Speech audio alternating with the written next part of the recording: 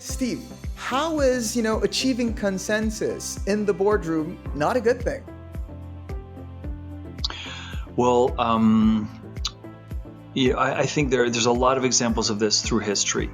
One thing I can tell you with a high degree of confidence, having worked and coached and been close to a number of CEOs over the course of my career, they rarely are told the truth by their team because a lot of people are fearful that they could get in trouble. They're fearful that they will be seen as incompetent, and they want to impress the boss.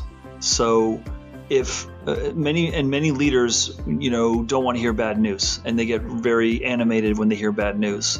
So that whole notion of everything's fine, everything's okay, could take you down a very dark path very, very quickly. Uber almost collapsed because there was a shared narrative of a very toxic culture, and the people who raised their hands and said this is wrong were let go or fired and told, no, you're the problem, it's not the culture.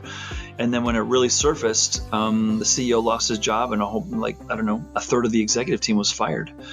And so it's a very dangerous path. I think I want people around me who don't always agree. I want people around me in constructive ways. Not like you're wrong and you're an idiot. That's not what I'm talking about.